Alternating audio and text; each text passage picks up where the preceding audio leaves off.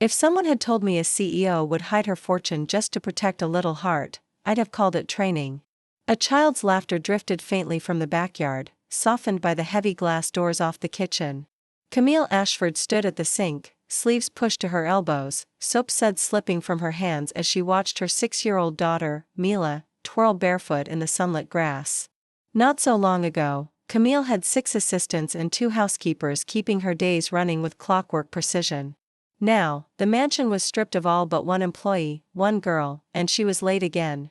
Of course, Camille muttered under her breath, rinsing a plate. She had no intention of eating off again. This wasn't how she was used to living. Not for a woman who had built an empire from the ground up, who could buy a new car on impulse without checking her account. But that life was behind her now. Or at least that's what she was letting people believe. The truth was Camille hadn't lost her company or her money. She had simply stopped trusting the world around her. After her husband died, and after 3 separate women tried to attach themselves to her under the guise of helping raise Mila, Camille made a choice. She pulled away, sold the cars, let the staff go, moved into one of her quieter homes in a gated neighborhood no one asked questions about. She wanted to see who would come into their lives without the scent of wealth in the air.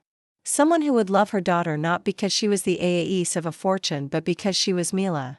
And then came the ad. Live-in nanny, cooking, cleaning, child care, discreet employer, private residence, no mention of money, no names, just the basics. And one girl replied, Maya Rivera. Camille remembered the first time she saw her. Big brown eyes, a too-thin frame, and a quiet voice that didn't try to sell itself. She'd looked uncomfortable in the entryway, clutching a folder full of mismatched resumes. But the moment Mila peeked out from behind the stairs, Maya had smiled, soft, pure, and Mila had smiled back. Hey, if you're enjoying this story, go ahead and drop a like to help us grow even more. And let me know in the comments, on a scale from 0 to 10, what score would you give this story? So far? Your feedback makes all the difference. That had been 3 weeks ago. Camille didn't know why she'd hired her. Maya was underqualified, clearly not trained professionally, and had never worked for a family before. But Camille had watched her sit on the kitchen floor and braid Mila's hair with quiet focus. And that had been it. The job was hers. Now Camille scrubbed the pan harder, signing her patience wearing thin as she glanced at the clock again. 8:42 a.m. Maya was supposed to be there at 8 o'clock. The sound of the front door opening startled her. She turned just as Maya came rushing in, hair in a messy bun, raincoat wet from the sudden morning shower, cheeks flushed. I'm so sorry, she breathed, setting down her bag. The bus broke down. And you have a phone, Camille said coldly. Use it next time. Maya's eyes dropped. Yes, ma'am. Don't ma'am me, Camille muttered. Just be on time. Maya nodded, moving quickly past her to hang up her coat and then out the back door toward Mila. Camille didn't follow. She didn't want to see the moment Mila's face lit up at the sight of her. She didn't want to see that Maya always crouched to Mila's level and said her name like it was something sacred. She didn't want to admit how when Maya smiled, the corners of her mouth curved like they were made for gentleness. She certainly didn't want to think about the way Maya smelled like rain and sugar when she passed too close. But later, when the house was quiet and Mila napped in her room, Camille found herself leaning against the doorframe to the laundry room, watching Maya fold tiny t-shirts and humming under her breath. You don't have to sing, Camille said. Maya jumped, startled. Sorry, old habit. Helps me focus. Camille stared at her for a beat longer than necessary. You like kids? Yes, Maya said quickly. I mean, not just your daughter. I've always loved kids. I helped raise my siblings growing up. Big family, loud, messy, poor. Camille's eyes narrowed. And yet you chose this kind of job. Because it's honest, Maya said, standing a little straighter. Because it lets me do something that matters, even if no one sees it. That answer shouldn't have meant anything. But it did. It echoed somewhere in Camille's chest she'd been ignoring for years. You're not like the others, Camille said quietly. Others? The ones who came before? The ones who smiled too fast and looked past Mila to see the furniture. Maya shook her head. I didn't even notice the furniture. I know, Camille said and turned to leave, her voice softer now. That's why you're still here. That night, after Mila was asleep and the house was still, Camille poured herself a glass of wine and sat in the dark kitchen. The hum of the refrigerator the only sound in the room. She thought about Maya's laugh, the way Mila clung to her shirt when she said goodbye. The way Camille's pulse had stuttered when Maya brushed against her arm while reaching for a plate. She wasn't supposed to feel this. Not for an employee. Not for someone 10 years younger and with hands rough from scrubbing floors instead of signing deals. But when she closed her eyes, it wasn't the wine that warmed her. It was the thought of Maya whispering stories to Mila barefoot in the hallway bathed in moonlight. It was the thought that maybe for the first time in years, something real had walked into her life without asking for anything but a place to belong. The next morning, Maya arrived 5 minutes early. Camille noticed, even if she didn't comment. She heard the front door open gently at 7:55 a.m. and resisted the urge to turn around. From her spot at the kitchen counter, stirring her coffee, she listened instead. The soft thud of Maya's worn sneakers on the tile. The low murmur of her greeting Mila upstairs, the gentle rustling of bags being set down. And then the unmistakable hum of Maya's voice, singing something barely above a whisper. Camille hated how easily that sound settled into her chest. She told herself it was because the house had been too quiet for too long, that it was simply nice, having noise that wasn't made of spreadsheets and stock alerts. But when Maya entered the kitchen a moment later, cheeks still pink from the walk, smile hesitant as she reached for a rag to wipe down the table, Camille couldn't deny it anymore. She liked Maya being here more than she should. "Coffee?" Camille asked, startling herself. Maya blinked. "What?" I said, "Do you want some?" "Oh, no, thank you. I mean, yes. I'd love some, if that's okay." Camille poured a second mug and handed it over without looking at her. "Cream's in the fridge." "Black's fine." Camille nodded. They drank in silence for a moment. The early light slanting through the kitchen window, casting long shadows across the counter. Then Maya said softly. "Mila asked me if I was going to stay forever." Camille's grip on her mug tightened. "What did you tell her?" "That I'd stay as long as I was wanted." "Smart answer." Maya tilted her head. "She's lonely. She's a child. So are most of the people I've met. Mila just happens to be honest about it." Camille looked at her sharply, unsure whether to be offended or impressed. "And me? Am I one of those people you've met?" Maya's eyes didn't flinch. "You don't let anyone close enough to tell." Camille stared for a moment too long. Then she turned away. "Don't overstep, Maya." "I wasn't trying to." "Good. Because this isn't that kind of job." "What kind is it?" "One where we keep things professional." "Understood." But the tension lingered like heat. And later that day, as Camille worked in the office she converted from the formal dining room, she found herself distracted by the sound of laughter drifting from upstairs. "Mila's." Then came Maya's voice, followed by the rhythmic thud of running feet in the hall. Camille rose, padded to the base of the stairs, and looked up just as Maya swung around the corner with Mila in her arms, both breathless, both grinning. They stopped when they saw her. "Sorry," Maya said, still smiling. "We were playing Castle Monster. I lost." "I won." Mila crowed, twisting in Maya's hold. Something pinched tight in Camille's chest. Maya set Mila down gently and smoothed a curl from her forehead. "Reading time," she said. "Go choose your book." Mila scampered off, and Maya faced Camille again, her expression softer now. "She asked about you," Maya said. "She wants to know why you don't play with her." Camille folded her arms. "Because I'm not the maid." "That's not what she thinks you are." "And what do you think I am?" Maya hesitated. "I think you're afraid." Camille's jaw hardened. "Careful." But Maya held her ground. "She needs you. Not your money. Not your rules. You can't outsource love, Camille. That's not what this is." "Then what is it?" Camille couldn't answer. She just turned and walked away. That night, she couldn't sleep. The silence in the house no longer felt calm. It felt empty. She got up around midnight, wandered barefoot through the halls, and stopped outside Mila's door. She opened it slowly. Maya was sitting in the rocking chair by the bed, a blanket wrapped around her shoulders, book in her lap. Mila was asleep, curled against a stuffed elephant. Maya looked up. Her voice was barely a whisper. "She had a nightmare, asked me to stay." Camille nodded. "Thank you." She was about to turn away when Maya said, "You could have come in." "I didn't want to wake her." "That's not why you stayed at the door." Camille stood in the dim light, her expression unreadable. "You're not here to psychoanalyze me." "No, I'm here to care for her, but I see things. I see you. Camille swallowed. Go to bed when you can. I will. But neither of them moved. The silence stretched long between them, thick with things unsaid.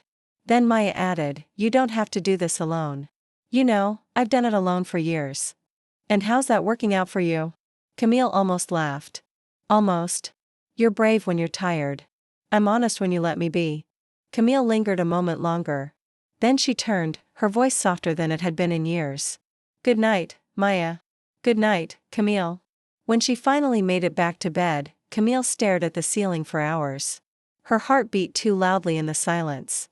Not because of fear, but because something had shifted, something dangerous, something real, and she didn't know how to stop it. The next day, Maya was back to her quiet, focused self. She cleaned, played with Mila, made lunch, folded clothes. But every time Camille entered a room, their eyes met and something passed between them. Not flirtation, not tension, something slower, heavier, like two people standing at the edge of something they hadn't chosen, but couldn't walk away from either. That afternoon, as Camille walked past the laundry room again, she paused. Maya stood with her back to her, folding a soft white towel. Camille watched her for a beat. Then why did you really take this job? Maya turned. I told you. You said it was honest work. It is. But you didn't say what you were running from. Maya looked down. Maybe I was running towards something. Like what? Safety, purpose, a home. You think you found it here? Maya hesitated. Some days and the others. I remind myself I'm not supposed to fall in love with things that don't belong to me. Camille's pulse stopped. You shouldn't say things like that, then tell me to stop. But Camille couldn't because for the first time since her husband died. For the first time since she decided to close herself off to everything and everyone. Camille wanted to belong to something, too. Camille told herself the shift was temporary, a side effect of too many quiet nights and too much proximity. She told herself it would fade, that this pull, this unsettling magnetic ache in her chest would vanish if she simply ignored it long enough. But it didn't. And it wasn't just Maya's voice or her laugh, or the way she gently tucked Mila's hair behind her ear without even thinking. It was the quiet things. The way Maya never walked loudly in the house. How she refilled the coffee container without being asked. The way her gaze softened when she looked at Mila, and the way it sharpened when she looked at Camille, like she could see right through her. One evening, Camille returned from a rare trip to the grocery store to find music playing softly from the living room. Not loud, just enough to fill the space. She paused in the foyer, listening. It wasn't a song, she recognized, something acoustic, soft vocals. She set the bags down quietly and walked toward the sound. Maya stood barefoot in the living room, spinning slowly with Mila in her arms, the child's head resting against her shoulder, eyes half closed. They didn't see her. Maya was singing softly along with the music swaying gently, her cheek pressed to Mila's hair. It wasn't a song that made Camille's chest ache. It was the way Maya looked like she belonged there, like she wasn't playing a role, wasn't pretending, just living, breathing, loving. Camille stepped back before they noticed her and went straight to the kitchen, her hands trembling slightly as she put away the groceries. She didn't know how to name what she was feeling, but it wasn't professional, and it wasn't safe. That night after Mila had gone to bed and Maya was quietly tidying up, Camille stood by the kitchen island, wine glass untouched in her hand. You don't have to clean everything, she said, not quite looking at her. Maya glanced up. I don't mind. You always say that because it's true. You're not a servant. I'm not treated like one. Camille turned to face her fully. Aren't you? Maya's hands froze over the dish towel. What are you trying to say? I don't know, Camille admitted. Sometimes I forget you're not. She stopped. Maya's voice was steady. Not what yours. Silence. Camille hated how fast her pulse raced at that word. You need to be careful, she said, her tone cooler now. We both do. Why? Because this isn't what I hired you for. Maya took a slow breath. I know what you hired me for, Camille. I'm doing it. I'm taking care of your daughter. I'm cleaning your house. I'm keeping your secrets. I'm showing up every damn day. That's not the point. Then what is the point? Camille slammed the glass down harder than intended. You're getting too close to everything. Maya stepped around the counter carefully, like approaching a frightened animal. Camille, I don't want anything from you. I don't want your money. I don't care about your past, but I care about Mila. And her voice faltered just a breath. And I care about you, too, whether I'm supposed to or not. Camille stared at her. You don't know me. Then let me. It's not that simple. Why not? Because I built walls for a reason. And I never asked you to tear them down. But I think maybe you're tired of standing behind them alone. Camille turned away, but Maya's presence followed her like a shadow. You can't say things like that, she whispered. Why? Because I don't know what I'll do if you mean them. Maya didn't touch her. She didn't move. She just stood there, letting the silence stretch between them like a lifeline. Then she said, "Good night, Camille," and left the room. That night, Camille didn't sleep again, but not because of fear. Because her chest felt too full of something she couldn't name: want, ache, longing, hope. None of it was safe. All of it was real. The next morning, Camille woke to the sound of laughter and something burning. She rushed downstairs barefoot, heart pounding, only to find Maya in the kitchen, waving a towel in front of the smoke detector, laughing as Mila pointed to the toaster. She wanted to make you breakfast, Maya explained, eyes bright. I looked away for 2 seconds and Camille didn't say anything at first. Just stood there, breath caught in her throat. Then slowly she smiled. That's very brave of you. We made backup pancakes, Mila added proudly. They're only a little burned. Camille crouched and kissed the top of her daughter's head. They're perfect. Maya handed her a plate and their fingers brushed. Neither of them pulled away immediately. That evening, something shifted again. Camille had a headache from a long day of phone calls and financial planning. Secret work she still did behind closed doors to maintain the illusion of being a woman rebuilding, not one in hiding. She stepped into the living room to check on Mila and found her asleep on the couch, her hand curled loosely in Maya's. Maya was half asleep, too, head resting on the back cushion, breath slow. The sight pierced Camille's chest. She stood there for a long time watching them. Then she crossed the room, picked up a blanket, and gently draped it over both of them.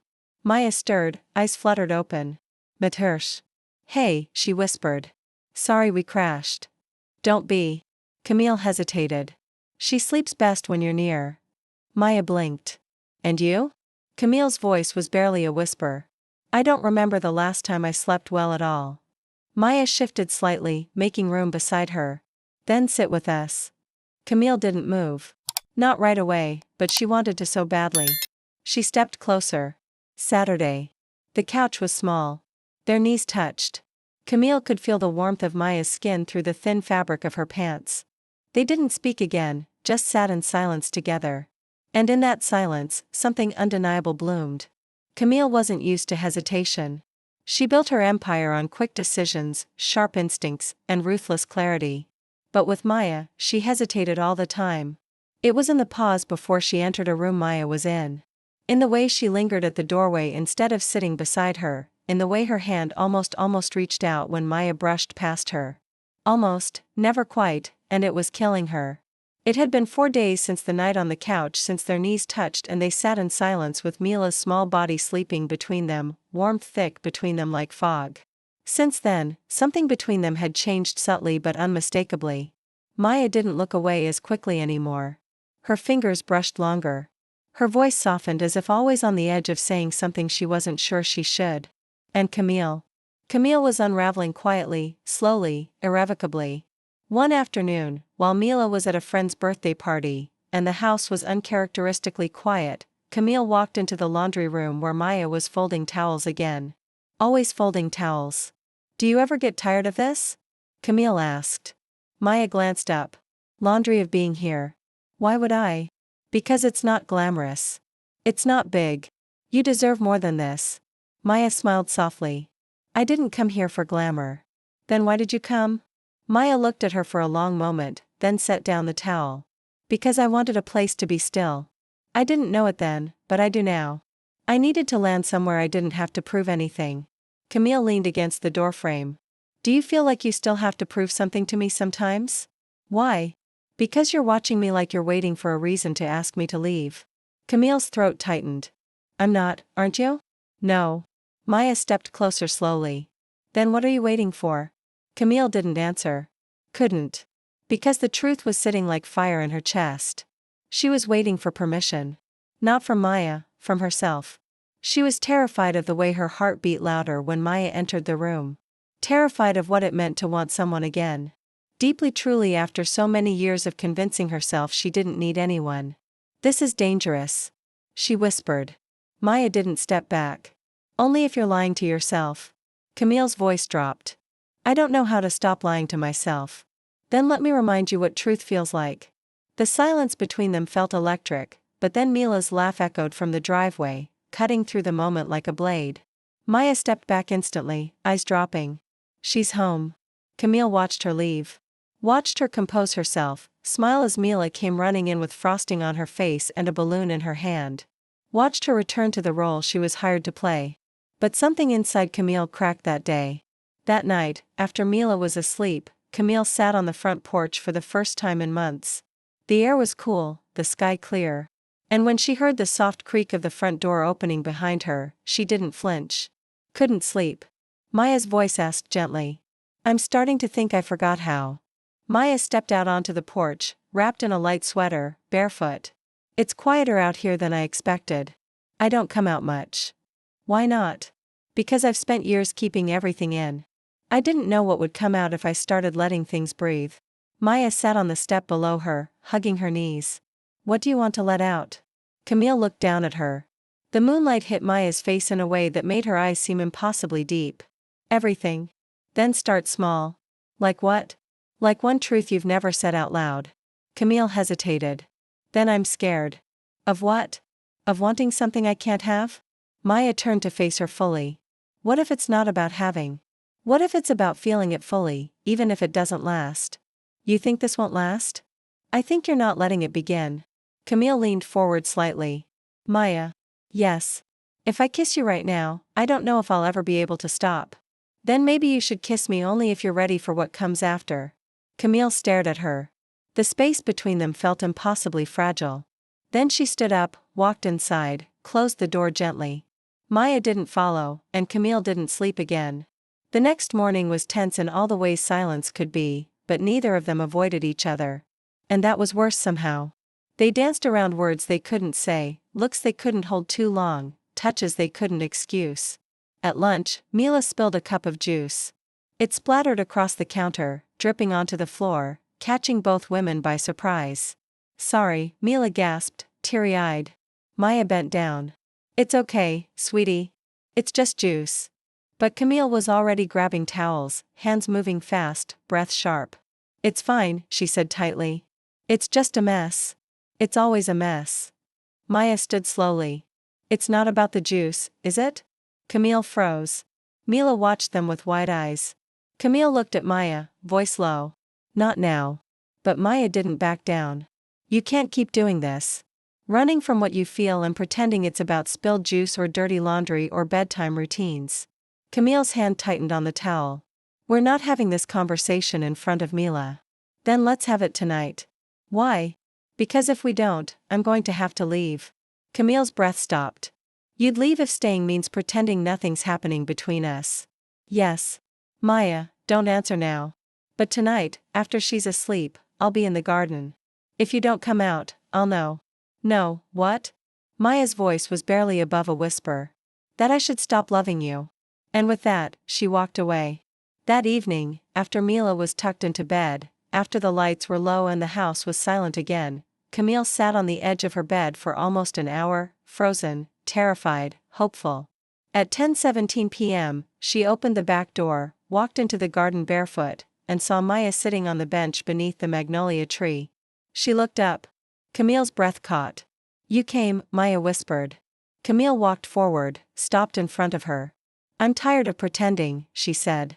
Maya stood slowly, then stopped. Camille reached up, touched her face.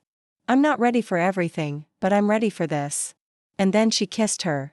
No hesitation, no apology, just years of loneliness, longing, and emotion crashing into one perfect, fragile, unstoppable moment.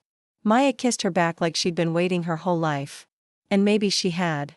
The moment their lips touched, Camille felt the world crack open around her. It wasn't fireworks or some cinematic explosion. It was deeper than that, quieter. It was the stillness of something falling into place after too long left out of alignment. Maya's lips were soft, warm, and trembling just slightly, like she was feeling the same storm inside her that Camille was trying so hard to contain. But when Camille deepened the kiss, when her hand slid up into Maya's hair, and Maya let out a quiet gasp against her mouth, she knew there was no containing it anymore. This wasn't a mistake. This wasn't confusion. This was real.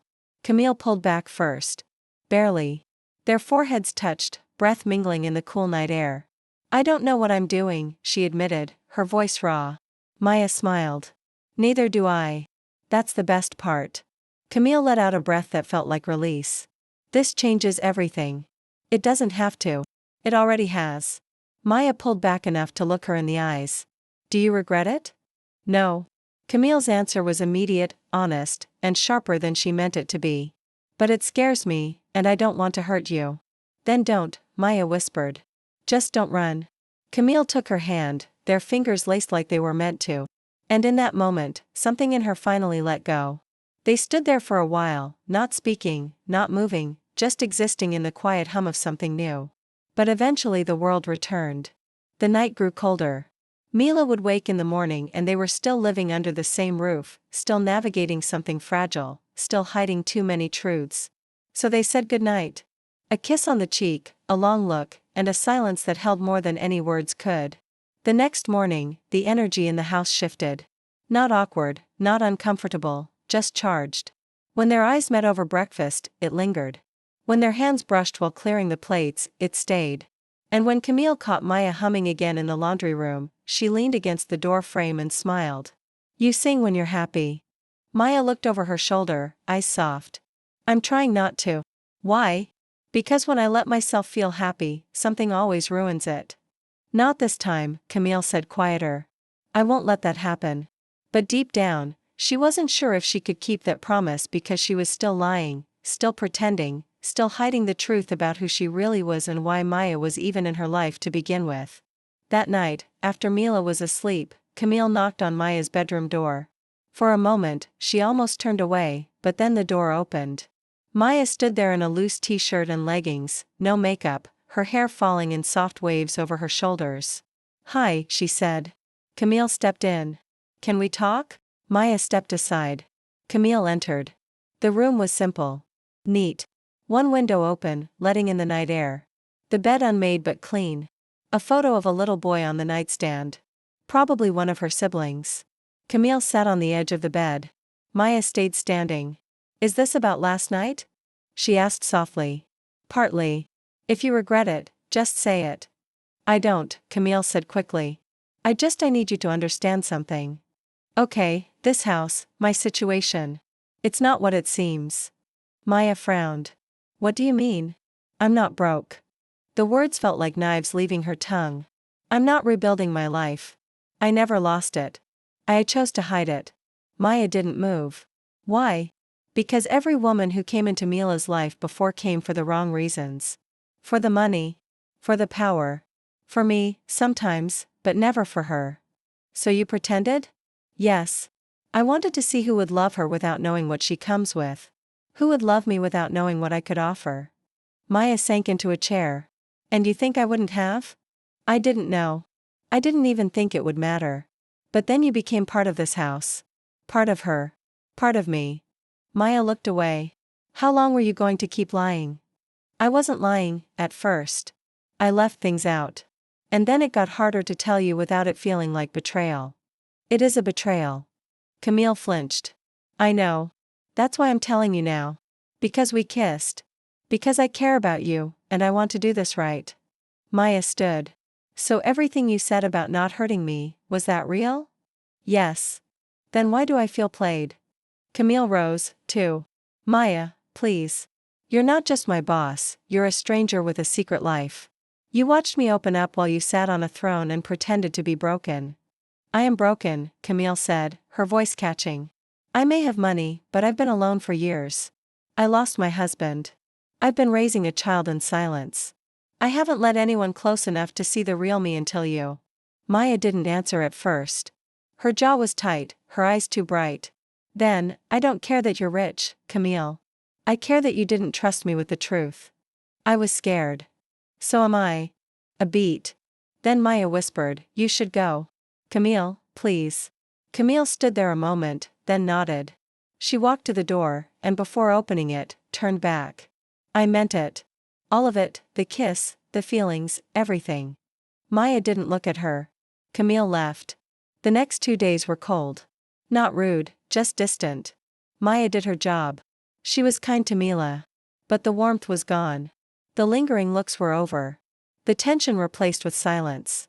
Camille acted with every step Maya took that didn't pause near her. Every word she said that didn't include her name. Every door she closed softly as if trying not to wake a sleeping pain. But then on the third night, Camille found something on her pillow.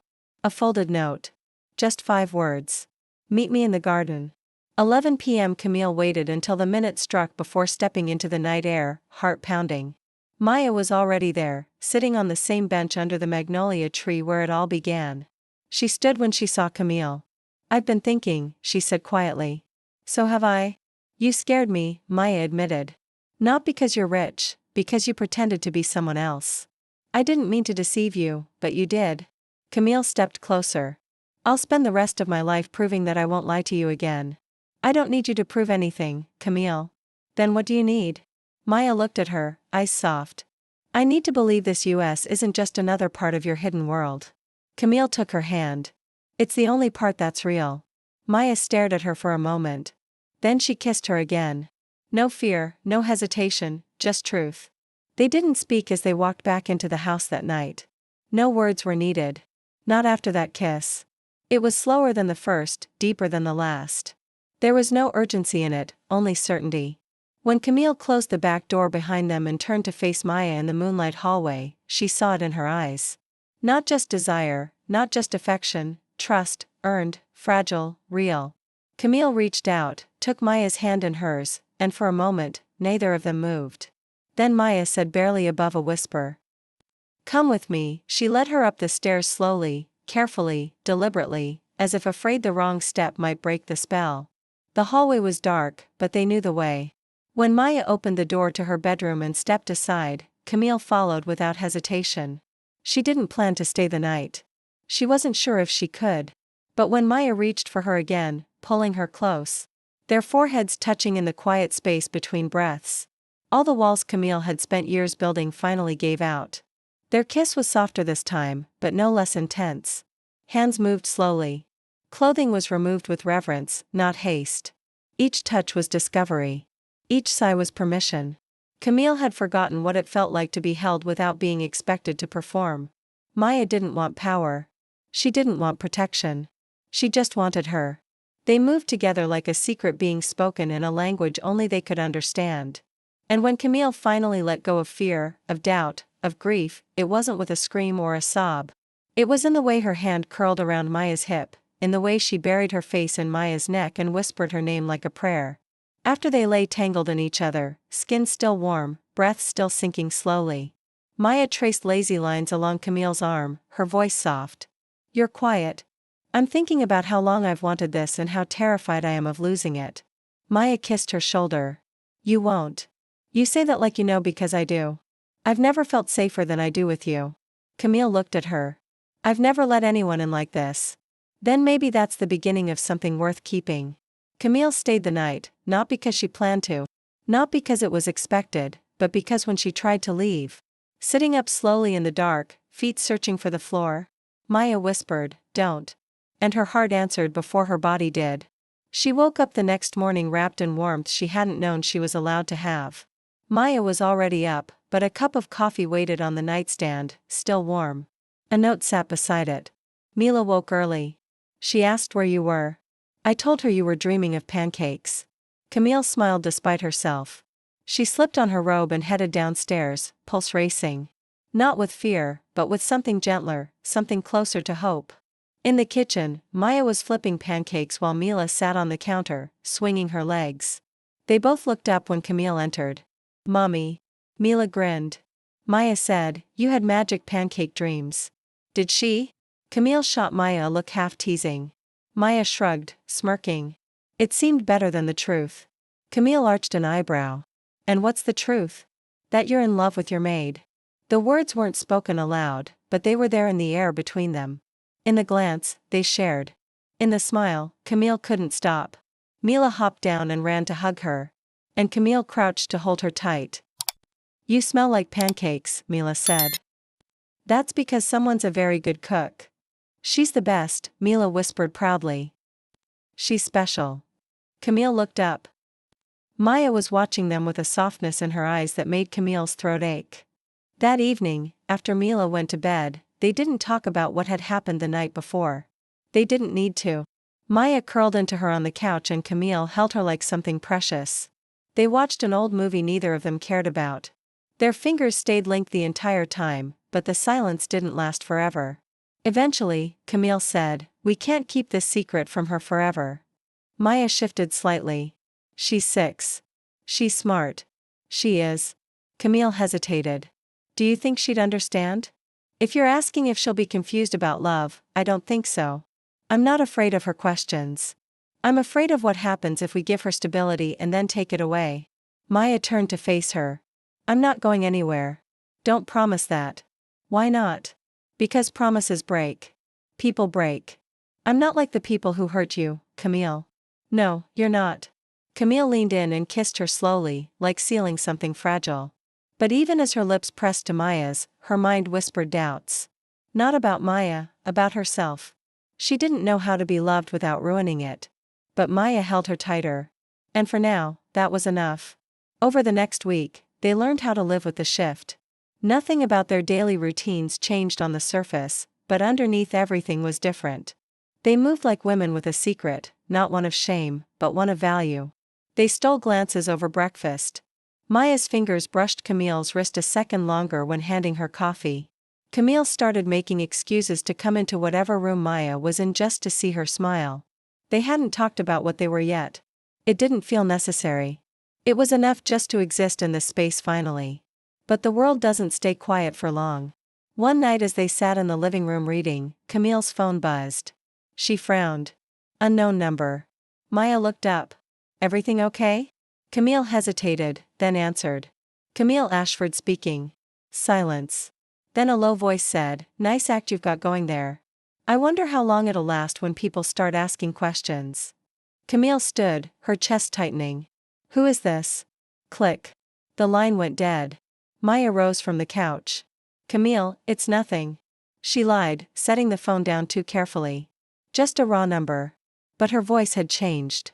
And Maya knew. She always knew. Camille didn't sleep that night. The caller's voice, low, mocking, familiar in a way that sent chills down her spine, played in her head on a loop.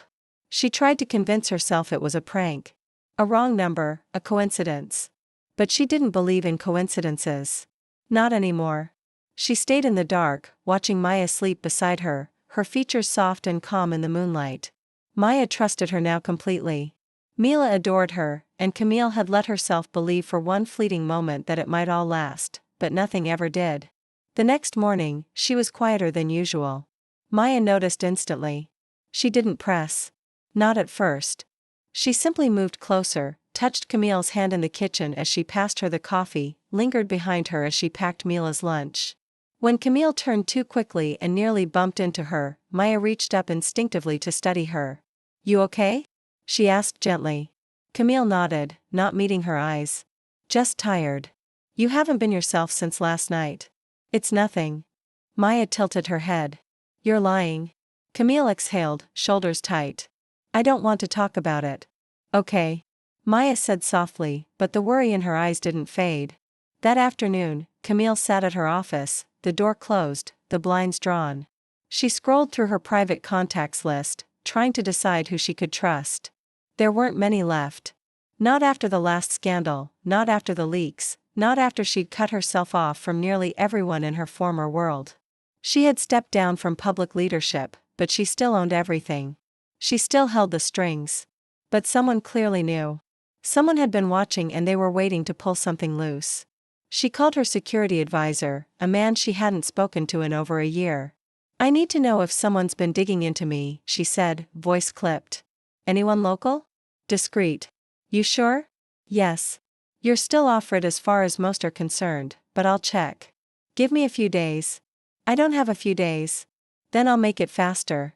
She hung up and stared at the phone like it might give her answers. It didn't. That night, Maya found her outside in the backyard again, pacing slowly in the shadows near the garden. "Camille," she said, quiet. "You're scaring me." "I'm fine." "You're not." Camille stopped. The look in Maya's eyes cracked something in her. "I got a call. An anonymous number. Someone knows. They know I'm not who I said I was." "What did they say?" "They didn't have to say much.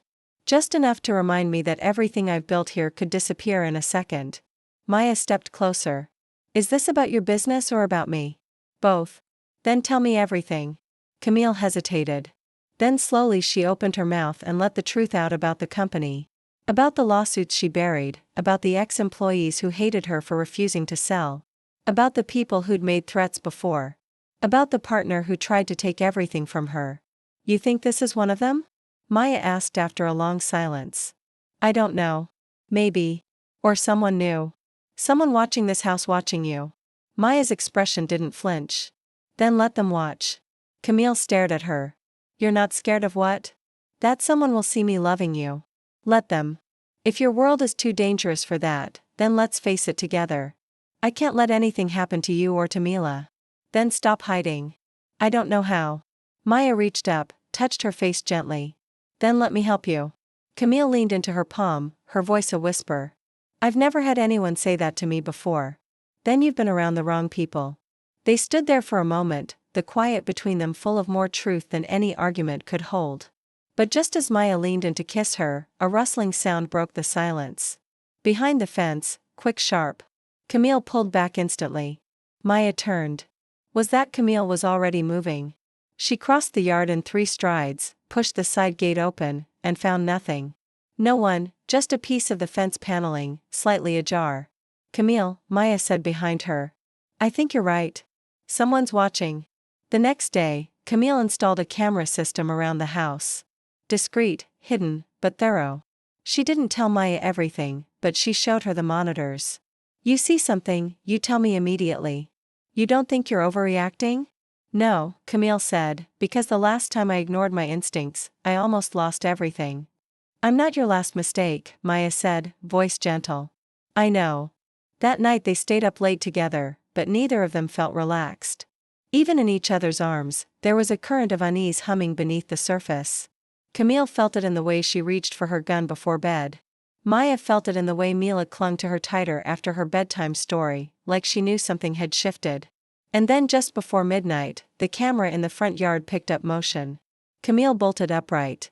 Maya followed. They crept downstairs together, watched the monitor. A figure stood at the edge of the driveway, not moving, just watching. Then after several minutes, they turned and disappeared into the trees. "Could you tell who it was?" Maya whispered. "No, you should call the police." "And say what?" "That I'm a rich woman playing poor and someone's watching me." "Camille, no. Not yet. If they wanted to hurt us, they would have. This is a warning." "So, what do we do?" Camille turned to her, voice steady. "Now, we live our lives. We don't run. We don't show fear, and we protect Mila no matter what." "And us?" Maya asked quietly. "Do we protect us?" Camille looked at her, then nodded. "With everything I have." The next morning, the air felt different. Not just outside, the whole house heavier. Still, like the silence had weight. Camille watched Mila eat her cereal, her little feet swinging beneath the kitchen stool, unaware of the undercurrent of tension surrounding her. Maya sat across the table, eyes flicking to Camille every so often, silently asking questions they didn't want to answer in front of Mila. "You want to go to the park today?" Maya asked, brightening her voice for Mila's sake. "Yes," Mila grinned, cheeks puffed with cereal. "Can we take snacks?" "Of course." Maya glanced at Camille. "You want to come?" Camille hesitated. She didn't want to let them out of her sight. Not now. But she also didn't want to bring tension to Mila's day. "I'll meet you there," she said softly. "After I handle a few things." Maya nodded slowly. That afternoon, Camille met with her lawyer in a nondescript cafe 30 minutes outside the neighborhood. They sat in a back corner, hushed voices, eyes scanning every new face that walked in. "I need you to check on the non-disclosure agreements," Camille said. "Every former employee, every investor, everyone who's ever been inside my company." That's a tall order, and it needs to be done discreetly. You think it's corporate? I don't know what it is, but someone knows where I am, and I can't afford to have this exposed. Not now. Is this about the woman? Camille's eyes narrowed. Excuse me, I mean your maid. I saw her in a few of the security pings you sent over. You two seem close. We are, Camille said flatly. What does that have to do with this? Nothing. Unless she's a vulnerability. Camille leaned in. She's not. The lawyer raised his hands. I'm just saying be careful. Whoever this is, they're watching the house. Everyone in it. That sentence followed Camille back to the park. She spotted Mila first spinning on the swings, giggling. Then Maya, seated on a bench, eyes always tracking the little girl, protective, present. Camille's heart clenched. She trusted the wrong people so many times. But Maya had never once looked at her like a woman with power, only like a woman worth loving. Still, there were things she didn't know about Maya. Things Camille had never asked. That night, after Mila was in bed and the house was dark, they sat in the living room with only the soft glow of the fireplace between them. Camille turned to Maya slowly. Can I ask you something personal? Maya set her mug down. Of course. Your family. You never talk about them. Maya's smile faded just slightly. There's not much to say. No siblings, parents. A little brother. He's 12 now. Lives with a foster family. I haven't seen him in years. Camille leaned in. Why? Maya hesitated. Because I couldn't keep him. I was 17 when I became his legal guardian. Our mom was an addict in and out of jail. I tried to hold it together, but I was a kid. I dropped out of school, worked 2 jobs. Eventually, they said I wasn't stable enough. Took him away. Camille's heart ached.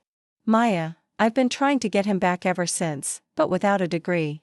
Without a steady income, it's impossible. Why didn't you tell me? Because I didn't want pity. And because I didn't want you to think I came into your life for a safety net. I never thought that. Maya looked down. I've made peace with most of it. But I promised myself one thing. When I found a home again, a real one, I wouldn't let it go. Camille reached for her hand. You have one now. Maya looked at her. Do I? Yes. Here, with me, with us. Their lips met again, this time with a kind of softness that made Camille feel like her chest might split open. Not from pain, from everything she'd buried finally being allowed to breathe. Later that night, as Camille showered, she heard Maya's voice faintly from the bedroom. She turned off the water, heart skipping. Maya, silence. She stepped out, wrapped in a towel, and peeked through the door. Maya sat on the edge of the bed, phone in hand, face pale. Camille approached carefully. What is it? Maya looked up, startled. Someone called me. What did they say? They knew my name, my brother's, too. They said if I didn't walk away from you, they'd make sure I never saw him again. Camille's blood ran cold. They threatened your brother? Maya nodded. I didn't even know they knew about him. Neither did I. Camille moved to sit beside her. This isn't just about me anymore. They're targeting you now. Who are they? I don't know. Maya's voice splintered. What if I've ruined everything just by being close to you? Camille caught her hands. No. Don't you dare think that. They're the problem, not you. And I will protect you. Both of you. You can't promise that. Yes, I can. Because I'm not going to stand by while someone threatens the only people I love. Maya blinked. You love me? Camille's throat tightened. Yes. The breath left Maya like the words had struck her. She pulled Camille into an embrace, holding on tighter than ever. That night neither of them slept. They lay side by side, fingers laced, hearts racing. By morning, Camille had decided. She called her lawyer. Change of plan. I want a full background check, not just on the company. On Maya, too. You think she's involved? No. I think someone's exploiting her past, and I want to know who. She hung up, glanced out the window at Maya and Mila in the garden, laughter floating in on the breeze. The most real thing in her life was exactly what someone now meant to destroy. She would burn the world down before she let that happen. Camille had spent years in a landscape where trust was rarer than gold and twice as dangerous. Even so, despite all her caution, nothing had prepared her for how helpless she felt where Maya was concerned. Loving her was effortless. Protecting her, with every passing hour, grew harder. The morning after the threat, the house felt like a pressure cooker. Through newly installed security feeds, Camille tracked every movement outside. Her phone never left her hand. Every car that idled by spiked her pulse. Mila noticed. "Mommy, are you mad?" she asked softly, coloring at the kitchen table. "No, baby. Just tired." "Did Maya do something bad?" Camille's chest clenched. "No, sweetheart. Maya could never do anything bad." From across the room, Maya looked up, eyes tender and aching, clearly trying to hide how much it hurt. That night, once Mila was asleep, Camille handed Maya a glass of wine and sat across from her on the bed. "I have to tell you something." Maya straightened. "What is it?" "I ordered a background check on you." Maya didn't speak. Her face didn't shift, but something in her eyes flickered.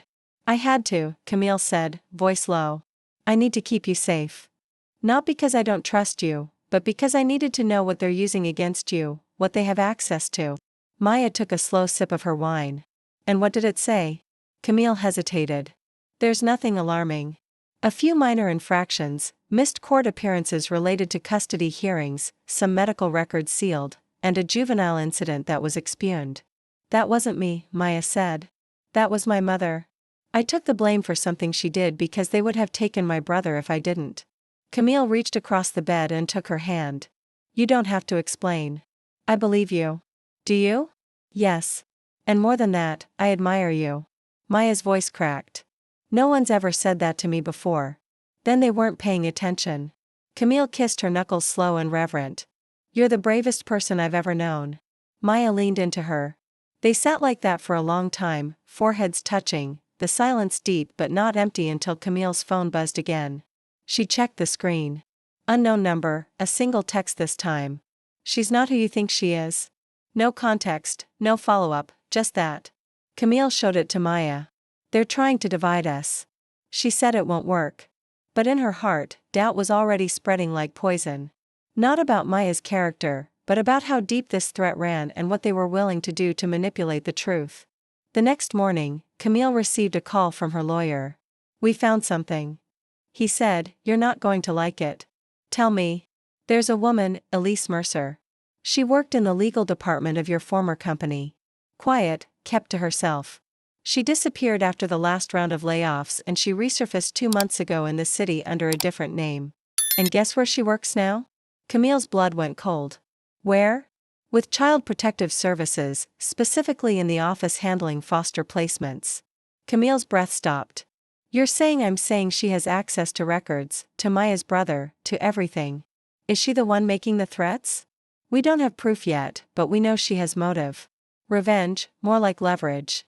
She lost her job after a policy you personally pushed through, cost her pension, among other things. So, she's coming after me through Maya." "Looks like it." Camille hung up and stared at the wall for a long time.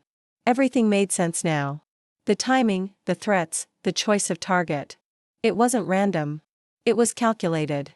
That afternoon, while Maya was out with Mila at the bookstore, Camille called in another favor, a big one. She had friends in places most people didn't even know existed. People who owed her, people with long memories.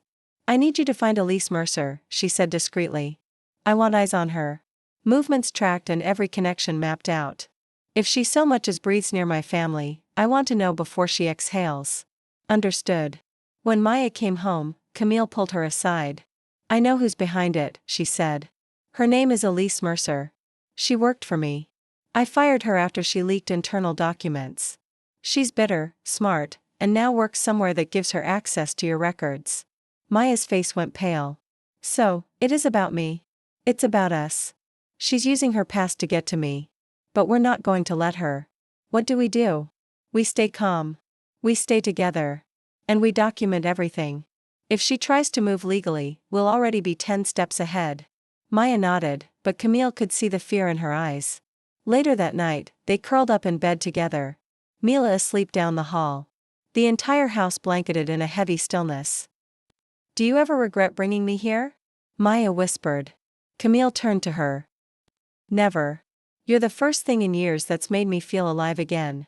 Even with the danger, especially with it, because loving you is the only thing that's made all of this worth surviving." "I'm scared." "I know. Me, too. But I'm not leaving. I won't let you." Maya kissed her then, slow, deep, full of everything unspoken. Camille felt herself dissolve into it, into her. The fire between them hadn't dimmed. It had only changed. It wasn't wild now. It was purposeful, fierce, protective.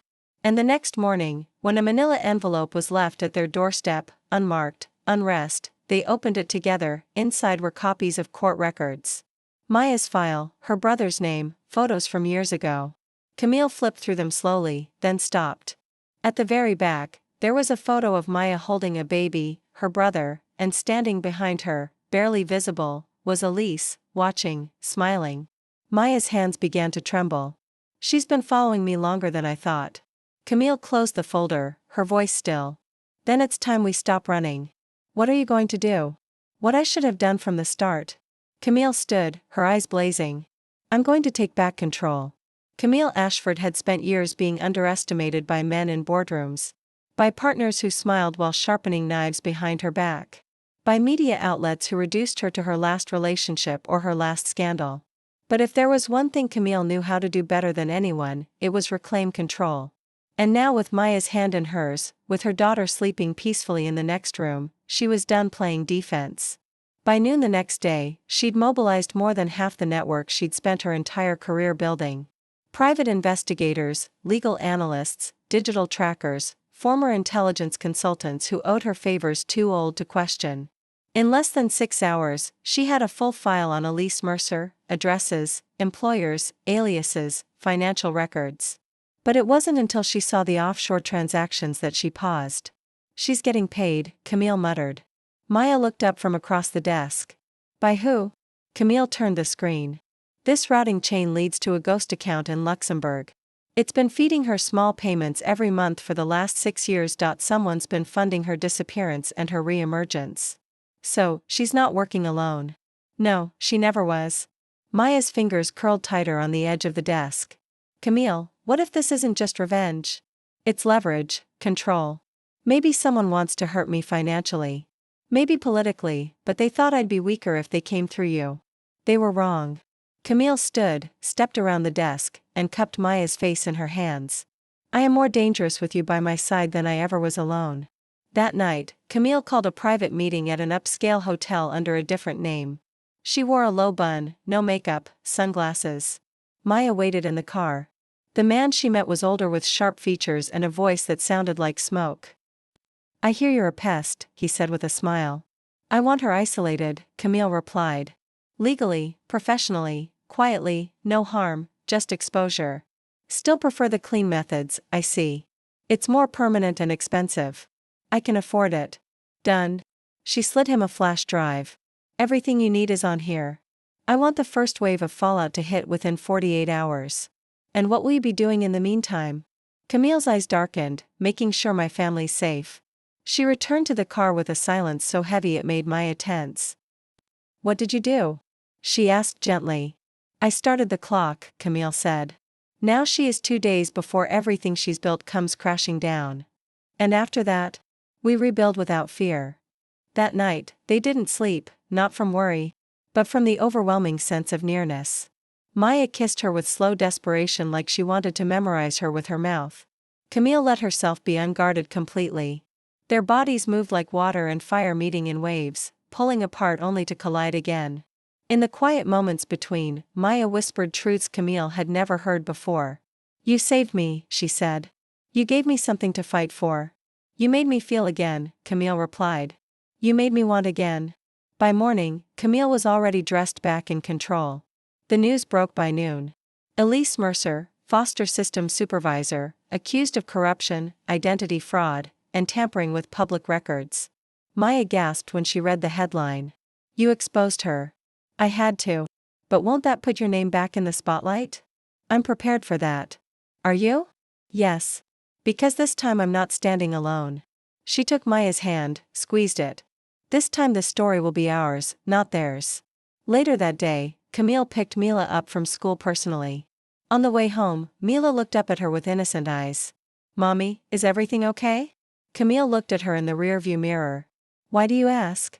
Because Maya cried this morning and you were mad on the phone. Camille's heart sank. Sometimes grown-ups have to do hard things to protect the people they love. But I promise, sweetheart, you're safe. And Maya is too. Mila smiled softly. I like her. I want her to stay forever. Camille blinked away the sudden tears. Me, too. That evening, as they ate dinner as a family, Camille, Maya, and Mila, it almost felt normal, like the storm had passed. But storms don't vanish. They just shift. And the next morning, a new envelope was slipped under the door. This one had no photos, just a note, typed cold. You think you've won, but you forgot one thing. Maya's past isn't the only one that can burn you. Camille's fingers trembled as she read it. Maya saw it. What does it say? Camille hesitated, then handed it to her. Maya's face drained. They're not stopping. No, Camille said. They're just changing the angle. What now? Now we wait for them to show their next card, but in her mind, Camille was already preparing because the only thing more dangerous than a woman who had something to lose was a woman who had already lost it once and refused to ever lose it again. Camille had always been the kind of woman who faced storms head-on. In business, in motherhood, in solitude, she met crises with precision and silence, controlling every variable, every move, every breath. But this was different. The threat was no longer vague, no longer focused solely on Maya.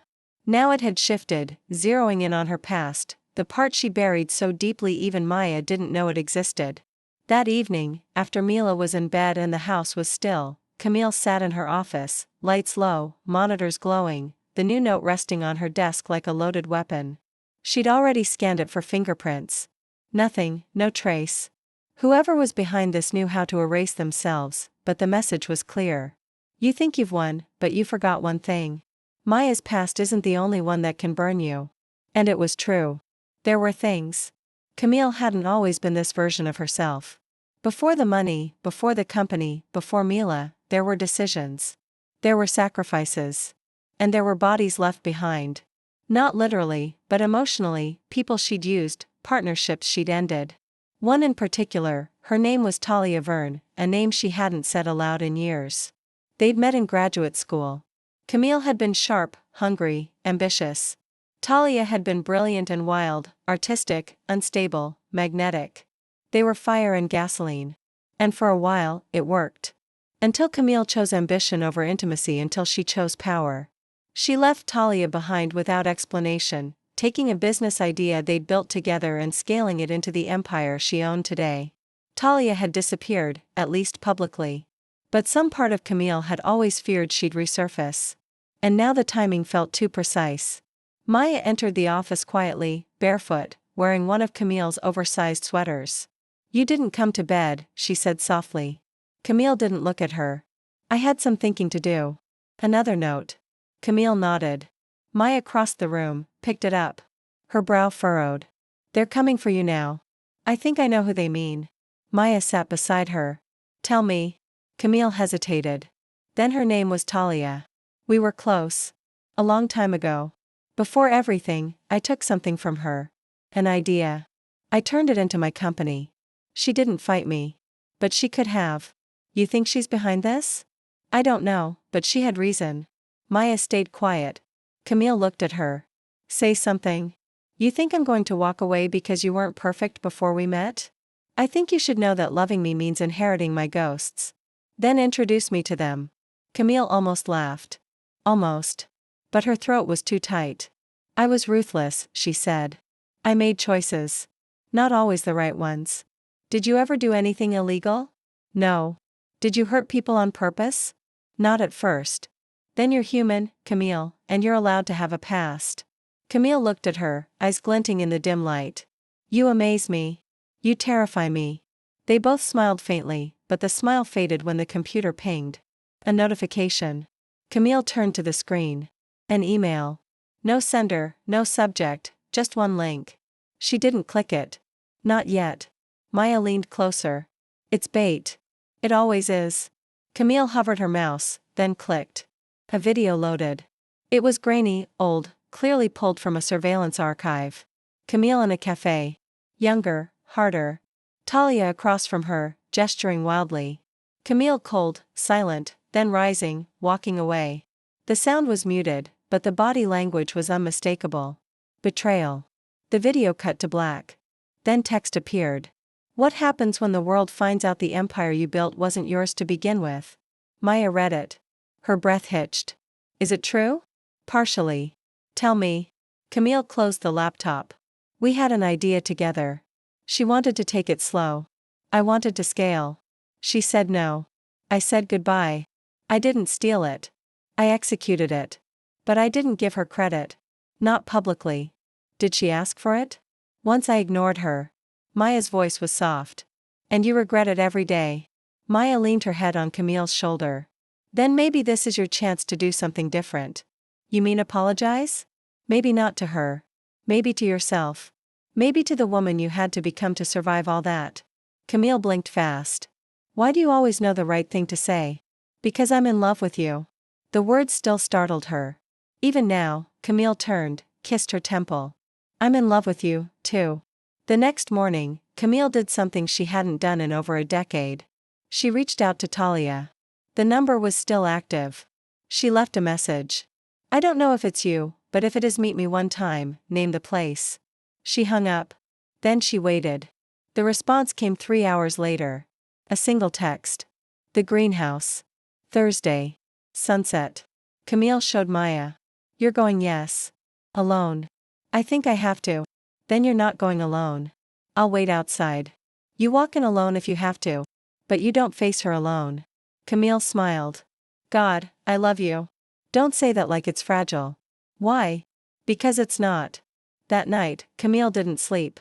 Neither did Maya. They lay in the dark, fingers linked, breath synced, hearts beating against the silence. Both knowing the next day could change everything. Both hoping it wouldn't. The greenhouse hadn't changed. Not really. Camille stood outside it now, watching the sunlight bend through the dusty glass, the same old vines curling around the steel frame like a memory refusing to fade. It had been abandoned for years, a private property she'd once dreamed of buying, long before money stopped meaning anything real. But it had been theirs, a place she and Talia had used to sneak away when the world was too loud. When their dreams were too big, when their love was still young and sharp and full of impossible promises. And now, standing here again, Camille felt like she was 23 and full of war. Maya stood just behind her. Clothes solid. You don't have to do this alone, she whispered. I know, Camille said. But I need to walk in without you. Not because I don't want you there, but because I want to show her who I've become, not who I'm still hiding behind. Maya nodded slowly. I'll wait right here. Camille turned, kissed her softly. No matter what happens in there, she said, I'll come back to you. I know. She walked through the creaking door, heart pounding, the air thick with the scent of soil and history. The light filtered through broken panes above, scattering across old planters and rusted tools. And there she was, Talia, sitting on the edge of the old table they'd once used to design their first prototype. Legs crossed, her long curls pulled back into the same messy bun she always wore when she was furious. She hadn't aged much. Not in the way that mattered. Her eyes were still sharp, still daring Camille to flinch first. You came, she said. Camille nodded. You asked me to. No. I provoked you to, and it worked. Camille stepped closer. Is this about revenge? Talia let out a dry laugh. Isn't everything? You sent the videos. Of course I did. You think I didn't keep them after what you did? What did I do exactly? Camille asked, voice calm but low. You abandoned me. You took our idea. You built a kingdom and left me in the dirt with nothing but your silence. I didn't steal it. You didn't credit it because you said you didn't want to scale it. I didn't want to sell it to sharks. That doesn't mean I wanted you to erase me.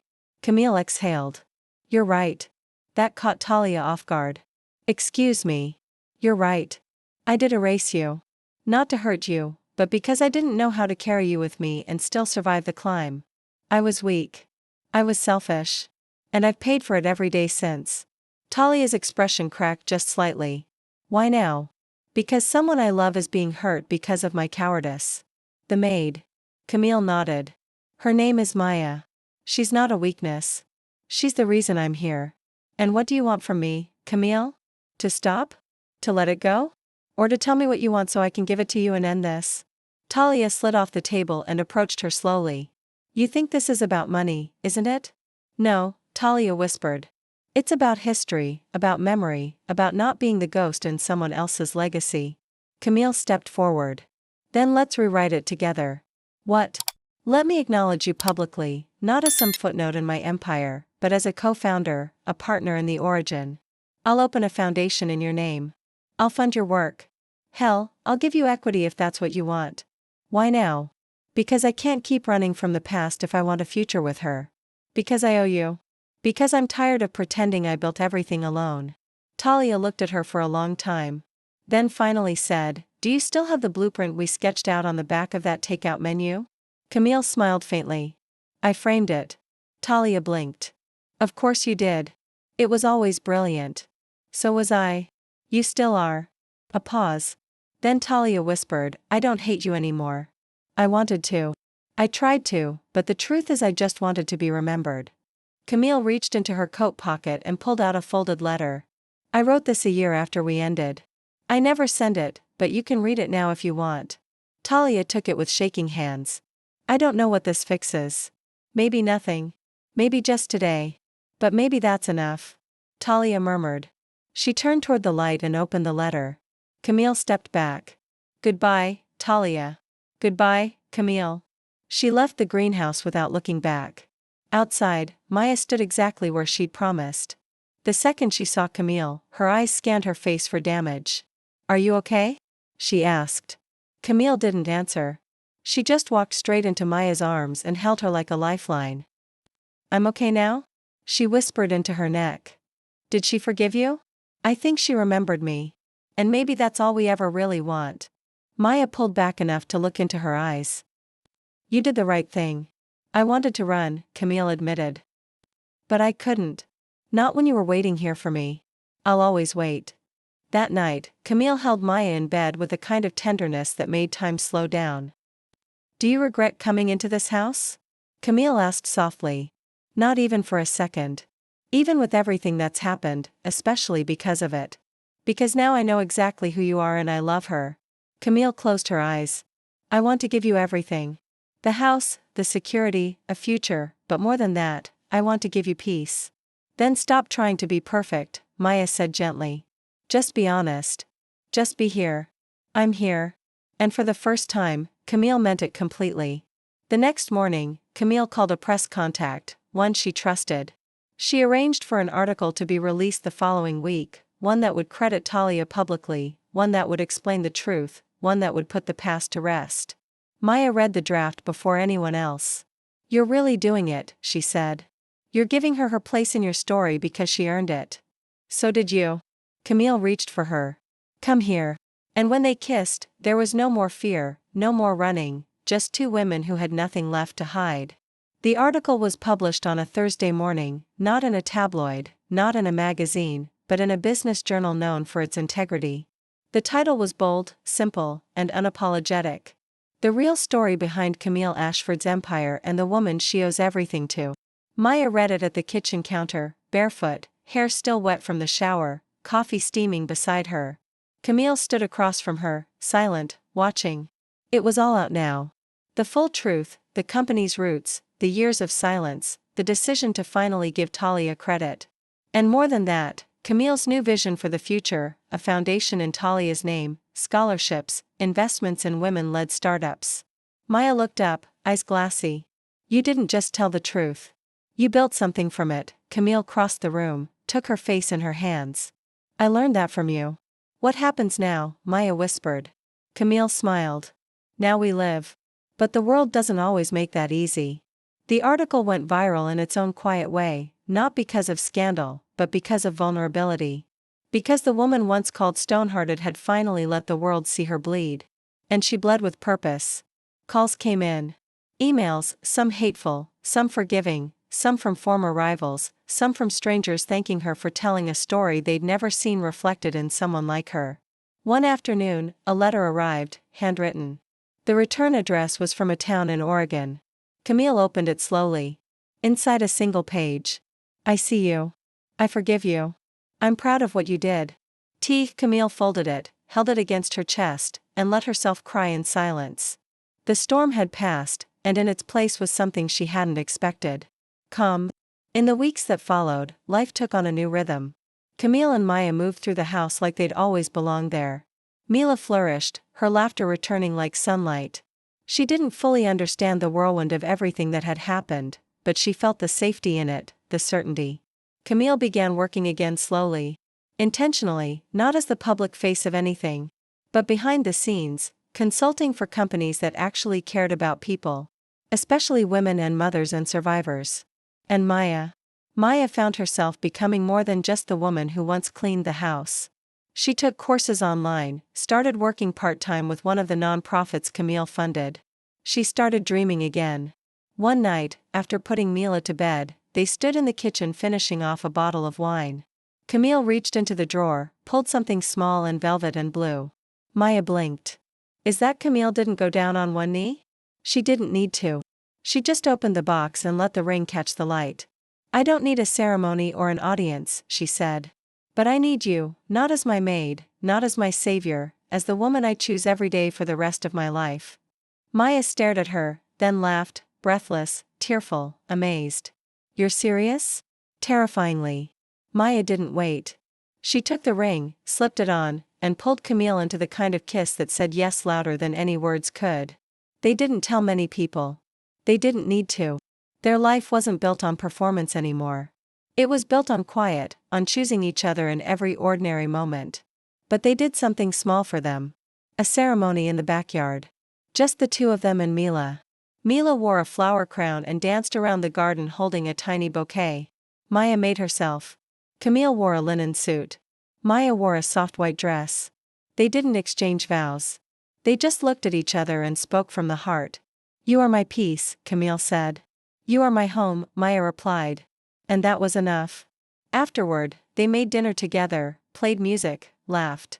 Mila fell asleep in Maya's arms that night, whispering, "Can you be my other mommy now?" Maya kissed her forehead. "If you'll have me, yes." Camille watched from the doorway, her heart full in a way it had never been. Weeks turned into months. The cameras around the house stayed up, but no new threats came. Talia kept her promise, disappeared back into her quiet life, letting the past stay buried where it belonged. Elise Mercer was fired permanently, discredited, and quietly faded into obscurity. Camille never spoke of her again, and slowly the fear thinned. Camille learned to garden. Maya returned to her paints. Mila started calling her Mamaya, all on her own. And one night, long after the world stopped watching, Camille stood on the porch, fingers laced with Maya's, and whispered, "I used to think being loved meant being exposed. Now I know it means being seen, and still chosen." Maya leaned in, forehead to hers. "I choose you," she said. Again and again and again. On the hard days, especially on the hard days. Above them, the stars blinked their quiet answers. The wind moved through the trees like a lullaby, and inside, the life they'd made waited, warmth, laughter, safety, love. It hadn't been easy. Nothing true ever is. But in the end, the maid didn't just win the CEO's heart, she rebuilt it. If you enjoyed this content and want to support the channel in a special way, try clicking the thanks button below. It's the one with the heart and $sign icon. With super thanks, you can make a direct contribution to the channel, which helps me keep creating awesome videos for you.